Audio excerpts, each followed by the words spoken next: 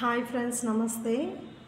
So ఇదివరకు వీడియోలో మనం ఉత్తమ పురుష్, మధ్యం పురుష్, అన్య పురుష్ గురించి తెలుసుకున్నాము. కానీ ఈ వీడియోలో మనం ఇంకా డీటెయిల్గా తెలుసుకున్నాము పురుషవాచక సర్వనామ కిందికి వచ్చే ఉత్తమ పురుష్, మధ్యం పురుష్, అన్య పురుష్ గురించి ఈ వీడియోలో మనం తెలుసుకున్నాము. ఫస్ట్ వన్ उत्तम पुरुष. उत्तम पुरुष అంటే ఏంటి? वक्ता जिन शब्दों का प्रयोग अपने स्वयं के लिए करता है उन्हें उत्तम पुरुष कहते हैं. वक्ता जिन शब्दों का प्रयोग अपने स्वयं के लिए करता है उन्हें उत्तम पुरुष कहते हैं. సో ఉత్తమ పురుష్ అంటే ఏంటి? వక్త అనే అతడు తన గురించి చెప్పే సందర్భంలో ఉపయోగించేదాన్ని ఉత్తమ పురుష్ కిందికి వస్తాయన్నమాట. అపనే స్వయం కే లియే కర్తా హై అంటే తనకు తానుగా ఉండేది చెప్పేటప్పుడు ఈ సందర్భంలో యూజ్ చేసేది ఈ ఉత్తమ పురుష్.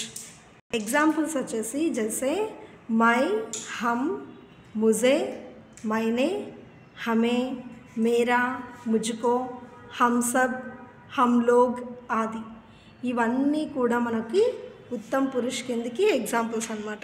నెక్స్ట్ మధ్యం పురుష్. మధ్యం పురుష్ అంటే श्रोता संवाद करते समय जिन सर्वनाम शब्दों का प्रयोग करता है उन्हें मध्यम पुरुष कहते हैं.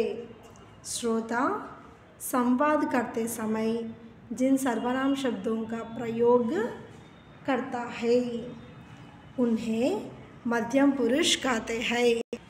సో సంవాదం అంటే ఏంటి? ఫస్ట్ ఇద్దరి మధ్యన కన్వర్జేషన్ అని చెప్పచ్చు. ఇద్దరు మాట్లాడేటప్పుడు శ్రోత సంవాద్ కర్తే సమయం ఏదైనా గ్రూప్ డిస్కషన్ ఏదైనా జరిగినప్పుడు వాడేటప్పుడు ఈ పదాలను మనం యూజ్ చేస్తాము. దాని కిందికి వచ్చే ఎగ్జాంపుల్సే ఇవన్నమాట.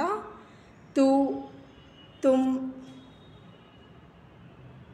तुमको, तुझे, आप, आपको, आपके, आप लोग, आप सब आदि ఇవన్నీ కూడా మనకి మధ్యం పురుష్ కిందకి వస్తాయి. శ్రోత संवाद करते समय जिन सर्वनाम शब्दों का प्रयोग करता है उन्हें मध्यम पुरुष कहते हैं.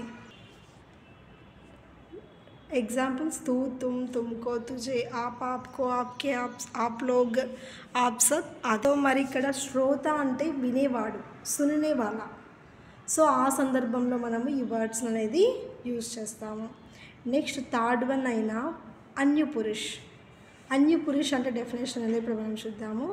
वक्ता और श्रोता का संबंध ना होकर किसी अन्य का संबोधन प्रतीत हो. మళ్ళీ ఇంకోసారి చూద్దాము.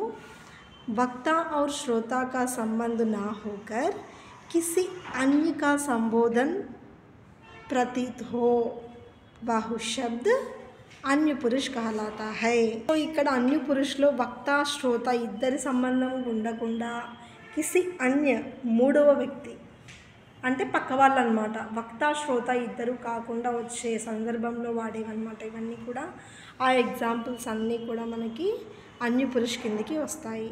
ఫర్ ఎగ్జాంపుల్ వాహ్, యహ్, ఉన్, ఉన్కో, ఉన్సే, ఇన్హే, ఉన్హే, उसके, इसने, ये, वे, ये लोग, वे लोग, आप आदि. సో ఈ డెఫినేషన్స్ అన్నీ పక్కాగా అర్థం కావాలి అంటే డీటెయిల్డ్గా మనం ఎగ్జాంపుల్స్ చూసినట్లయితే ఎగ్జాంపుల్స్ ప్రాక్టీస్ చేస్తే అప్పుడు ఆటోమేటిక్గా డెఫినేషన్స్ ఎగ్జాంపుల్స్ కూడా బాగా అర్థమవుతాయి. ఈ వీడియో మీకు నచ్చినట్లయితే లైక్ చేసి షేర్ చేయండి, సబ్స్క్రైబ్ చేసుకోండి కొత్తగా చూసేవాళ్ళు. థ్యాంక్ యూ సో మచ్ అండి.